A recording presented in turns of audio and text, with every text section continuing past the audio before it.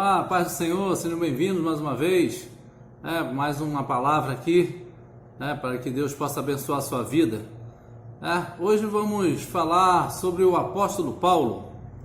O título dessa mensagem de hoje é O Aguilhão de Deus. Vamos falar sobre a conversão do apóstolo Paulo.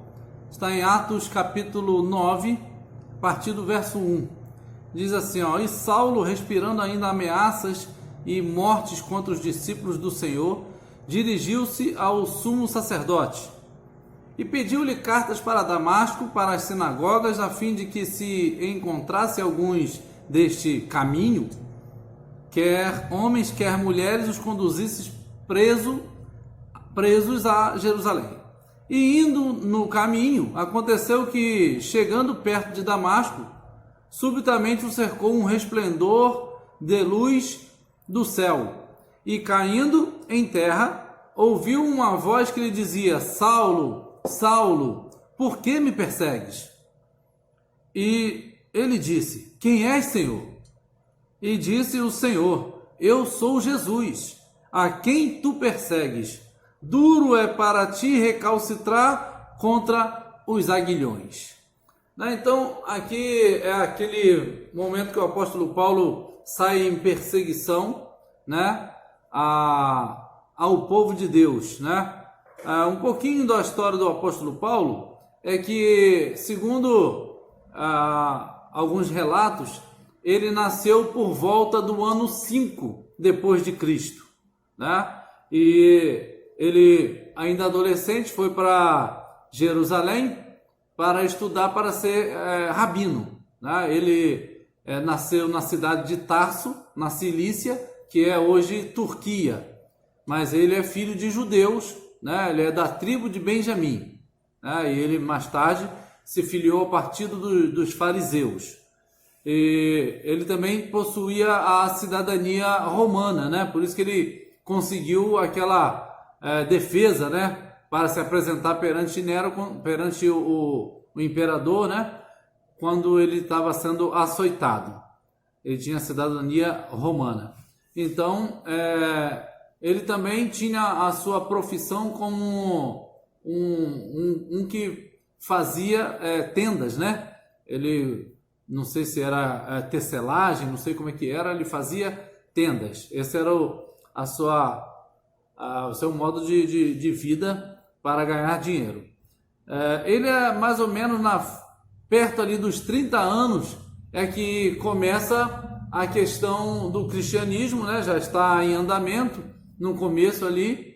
Então ele participa da morte de Estevão, o primeiro mártir. Ele está ali, a Bíblia diz que depositaram aos pés de um jovem chamado Saulo, as vestes, estes que iam apedrejar Estevão, os judeus.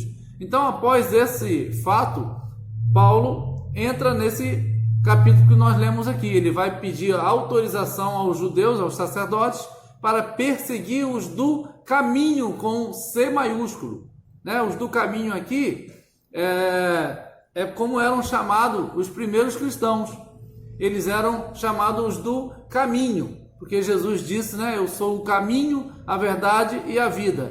Então, eles seguiam a Jesus, então foi colocado um apelido neles, de os do caminho. Em outro momento, eles passaram a ser chamados de cristãos, quer dizer pequenos cristos, porque seguiam ao que Cristo falou. Cristo quer dizer ungido, ungido.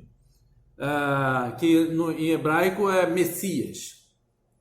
Então, tendo esse pequeno início, o apóstolo Paulo, o nome dele de batismo, o nome dele, vamos dizer assim, em hebraico, é Shaul, Saulo, que vem de Shaul, que é o mesmo do rei Saul, lá que perseguia a Davi, o primeiro rei de Israel. E esse nome quer dizer Saul, que é Saulo, que é Paulo. Ele também foi chamado Paulo, Ele não mudou o seu nome. Está lá em Atos 13. Ele era Saulo, que também era chamado Paulo. porque Saulo ou Saul ou Shaul em hebraico e Paulo em romano, em grego, né? Para poder ter ali a sua boa entrada pelo Império Romano. Então não foi mudado o seu nome, ele usava os dois nomes. Então a palavra, o significado do nome Saulo quer dizer o desejado, ou o implorado, o solicitado, aquele que é adquirido por orações, que é conseguido através de orações. Quem sabe, né, os seus pais oraram bastante a Deus para que Deus concedesse um filho, e aí veio o apóstolo Paulo e eles colocaram esse nome nele, Saulo, por conta desse desejo de ter um filho, né? Não se tem muito relato, muito conhecimento, ou quase nenhum, dos pais do apóstolo Paulo, mas pelo significado do seu nome, né, que pode ser conseguido através de orações, o desejado, o implorado, né, ou seja, dá uma ideia de que os seus pais imploraram a Deus para ter um filho, e aí veio o apóstolo Paulo. E por outro lado, também o mestre Jesus diz para ele, Saulo, Saulo, ou seja, o desejado, você foi desejado, Paulo, e você também é desejado por mim, né? Jesus dá essa palavra para o apóstolo Paulo e pergunta para ele assim, por que me persegues? Então, o apóstolo Paulo reconhece ali a autoridade e diz, quem és? Senhor. Chama já de Senhor, né? E aí Jesus, ele diz uma frase interessante para o apóstolo Paulo. Ele diz assim, eu sou Jesus a quem tu persegues. E continua e fala assim, duro é para ti recalcitrar contra os aguilhões. Recalcitrar é como se fosse dar coice nos aguilhões, que aguilhões é uma fisga, uma espada com uma ponta, né? Uma espada não, uma lança assim com uma ponta, que é para domar, para domesticar, para adestrar, acalmar, né? Um boi selvagem, né? Então ele falou assim, não adianta, Jesus falou para ele, não adianta você estar dando coice em ponta, é como a gente diz hoje aqui, né? Murros em ponta de faca, né? No português a gente tem esse ditado, não adianta dar murros em ponta de faca, vai machucar a mão. Jesus falou isso para ele, não adianta você dar coice nessa ponta dessa fisga, você vai machucar o seu pé. O que seriam esses aguilhões, né? Esses aguilhões, na verdade, era o próprio Evangelho, é o próprio Jesus, é a força de Deus Todo-Poderoso que não vai parar por causa do apóstolo Paulo que estava em perseguição.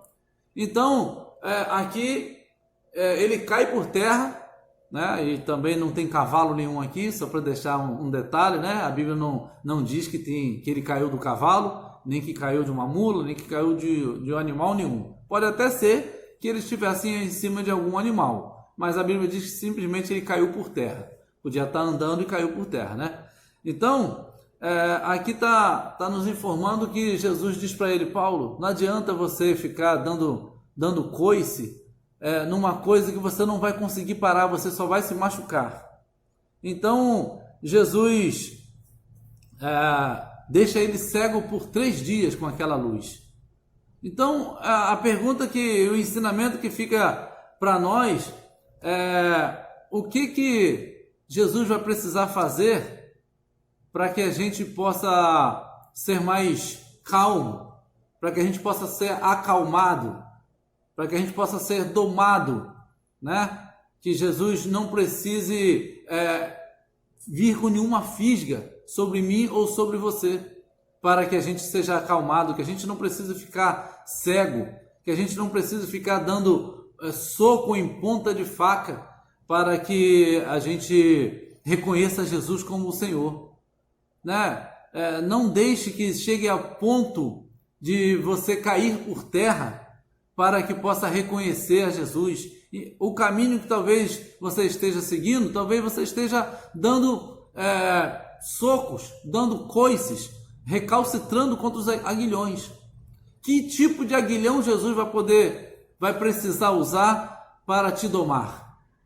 De repente, você é daquelas pessoas que ficam, né, como o apóstolo Paulo, em busca de defender a sua religião judaica, que para ele estava defendendo o próprio Deus. Ele estava perseguindo os servos de Deus. E às vezes hoje está da mesma forma, às vezes em busca de defender o evangelho ou defender a sua instituição, né, defender a própria igreja, digamos assim, está batendo na própria igreja. Talvez muitos não sabem que estão batendo na noiva de Jesus, né, que é o noivo, pensando que está agradando o noivo, que é Jesus, né? Então muitos assim falam porque não, temos que defender porque as coisas erradas têm que ser faladas. Claro, mas quando tem que ter um equilíbrio aí entre você fazer o apontamento das coisas que são erradas e também ser um divulgador, né, um propagador de escândalos, ainda mais em tempos de redes sociais, né? Às vezes pensamos que estamos defendendo, estamos mais propagando escândalos no nosso meio.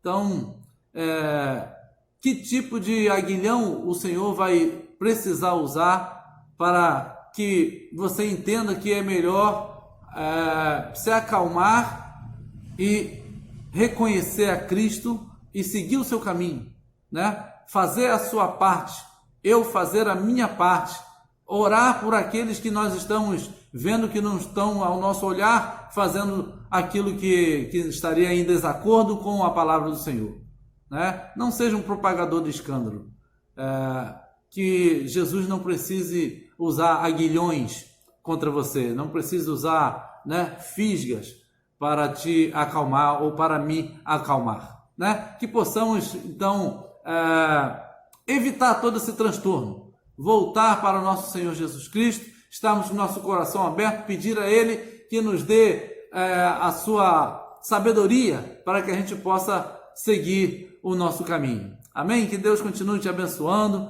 que a gente possa aprender com a vida do apóstolo Paulo, que transformou-se, né? No caso, o Espírito Santo o transformou completamente e dali ele passou a ser um dos maiores pregadores da palavra de Deus de todos os tempos. Que Deus continue te abençoando em nome de Jesus.